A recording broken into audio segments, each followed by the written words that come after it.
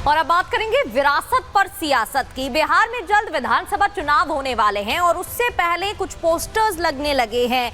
इन posters में लिखा गया है कि नीतीश कुमार की सुपुत्र निशांत कुमार जल्द सियासत में एंट्री ले सकते हैं। इस तरीके की बातों के बाद सियासी गलियारों में चर्चा तेज है और सियासत भी गर्माती नजर आ रही है। रिपोर्ट आपको दिखाते हैं।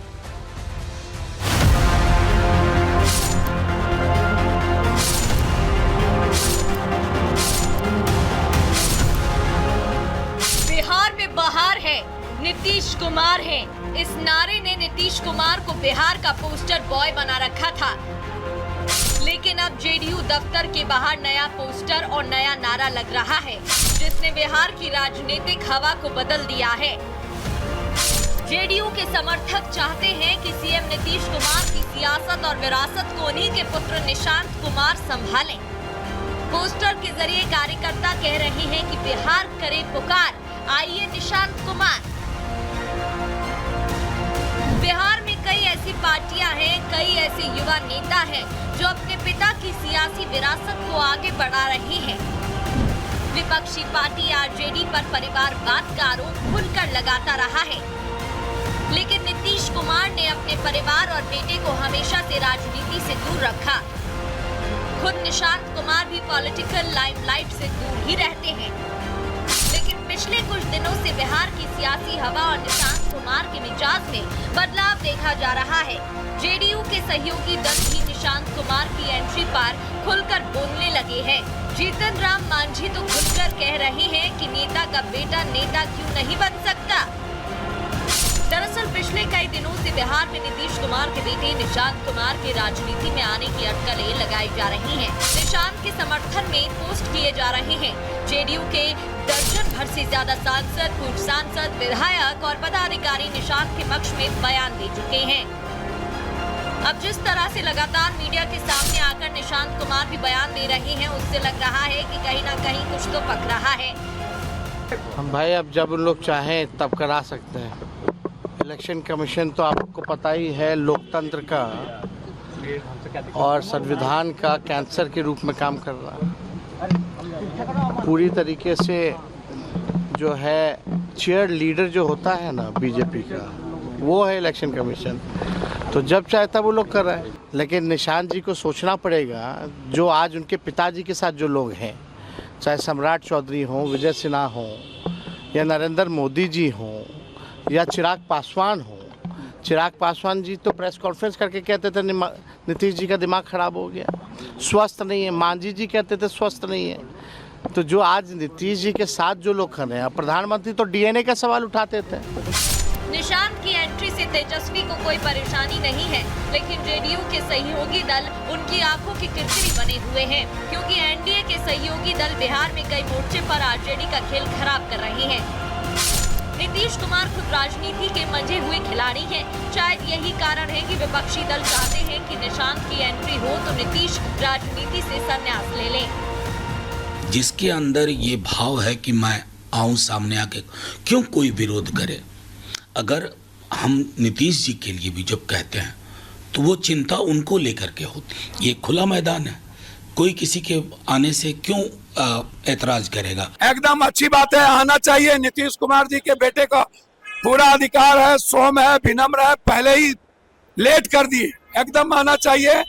और बेटे आएंगे तो विभीषण लोगों से जनता दल यू बचेगा। बेटे को नेतृत्व करना चाहिए। ये बयान बता रहे हैं कि बिहार विधानसभा चुनाव से पहले कई बड़े परिवर्तन देखने को मिल सकते हैं। अब देखना ये होगा कि सीएम नीतीश इस मुद्दे पर अपनी चुप्पी कब तोड़ते हैं और क्या सच में निशांत कुमार सियासत में एंट्री लेते हैं।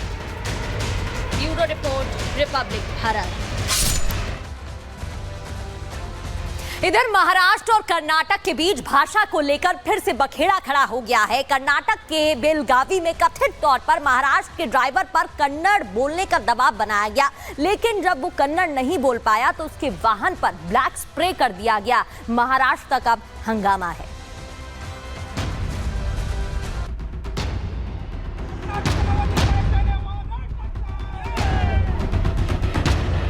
महाराष्ट्र और कर्नाटक के बीच भाषा को लेकर जो चिंगारी सुलगी थी वो अब धीरे धीरे आग का रूप लेती जा रही है। दोनों राज्यों के बीच विवाद एक बार फिर भड़क उठा है।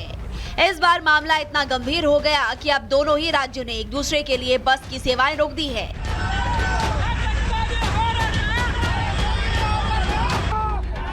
आरोप है कि शनिवार को जब महाराष्ट्र की परिवहन बस कर्नाटक के बेलगावी पहुंची तो वहां कुछ लोगों ने गाड़ी को रोककर ड्राइवर को मराठी में बात करने से इनकार किया और कन्नड़ में बात करने के लिए कहा, और जब ड्राइवर कन्नड़ भाषा में बात नहीं कर पाया तो उसके साथ बदसलूकी की गई। फिर ड्राइवर के चेहरे और बस पर काली पोत दी गई।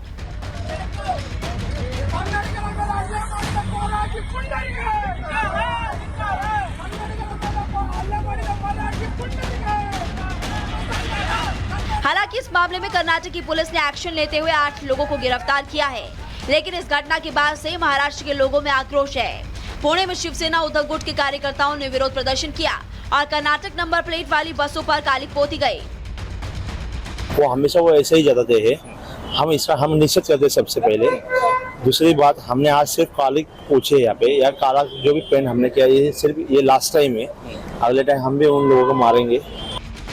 पुलिस को जैसे इस विरोध प्रदर्शन की भनक लगी, पुलिस तुरंत मौके पर पहुंची और बसों की काली पोतने वाले 4 आरोपियों को हिरासत में लिया गया। एक गाड़ी को वो काला लगाने में सक्सेसफुल हुए हैं, बाकी ज्यादा तो कुछ नुकसान किसी गाड़ी का किसी बस का नहीं हुआ है। और उनके जो लोग थे उनको डिटेन करके हमने पुलिस स्टेशन में लेके गए हैं, जो है वो लीगल का एक्शन हो जाएगा उन पर भी। अभी 4-5 लोगों को लेके गए हैं। महाराष्ट्र और कर्नाटक के बीच भाषा को लेकर जो विवाद चल रहा है, ये मामला बॉर्डर पर बसे बेलगावी में अक्सर देखने को मिलता है। फिलहाल दोनों ही राज्यों ने अगले आदेश तक दोनों राज्यों के बीच बस सेवा को रोक दिया, जिससे हालात और ज्यादा ना बिगड़े। Bureau report, Republic Bharat.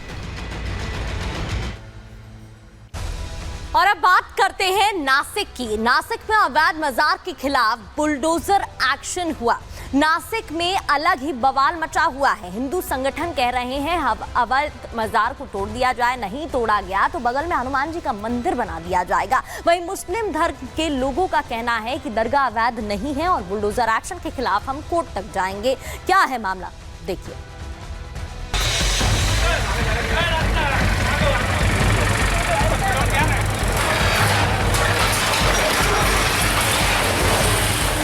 कल नासिक की अवैध मजार पर बुलडोजर चला तो तनाव भी बढ़ गया है।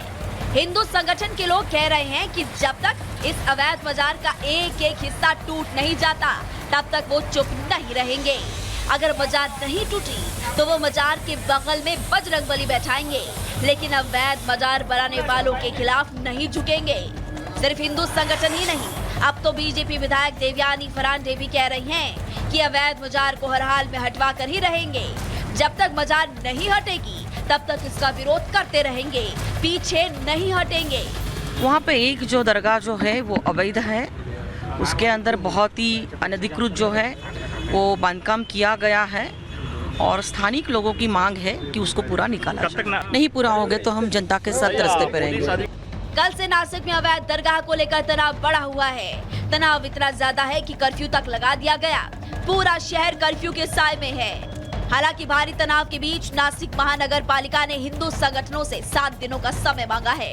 इन 7 दिनों में नासिक महानगर पालिका के अधिकारी इस बात की जांच करेंगे कि मजार अवैध है या नहीं, क्योंकि मुस्लिम धर्म के लोगों ने दावा किया है कि मजार वक्फ की जमीन पर बनी है और अवैध नहीं है। नासिक पुलिस आज भी अवैध मजार के आसपास सुरक्षा के पुख्ता इंतजाम किए हैं। मैं तस्वीरें दिखा रहा हूं किस तरह से नासिक पुलिस ने आसपास जो अवैध मजार है, क्योंकि जिस तरह से कल विवाद हुआ था और आज भी विवाद ये बना हुआ है, फिलहाल जो है स्थिति सामान्य है, लेकिन जो नासिक पुलिस है सुरक्षा में कोई कोताही नहीं बरत रही है। पूरा छावनी की तरह तब्दील किया गया है। देख सकते हैं किस तरह से पूरा बैरिकेड किया गया है, पूरे इलाके को बैरिकेड किया गया है। देख सकते हैं कि जो पुलिस गाड़ी है, पुलिस गाड़ी के आगे जो है अवैध मजार है। कल नासिक महानगर पालिका की टीम पहुंची थी और जो मजार के आसपास जो दीवारें थी उसको तोड़ दिया है। कल जब अवैध मजार के खिलाफ एक्शन हुआ था तो नासिक महानगर पालिका ने मजार के गेट को तोड़ डाला था, दीवार भी ढहा दी थी, लेकिन मजार अभी पूरी तरह नहीं टूटी है और इसी बात को लेकर विवाद हो रहा है कि अवैध मजार को पूरी तरह से तोड़ा क्यों नहीं जा रहा। Bureau report, Republic Bharat. और इसी के साथ फिलहाल आज के लिए प्रहार में इतना ही और खबरों के लिए जुड़े रहिए रिपब्लिक भारत के साथ।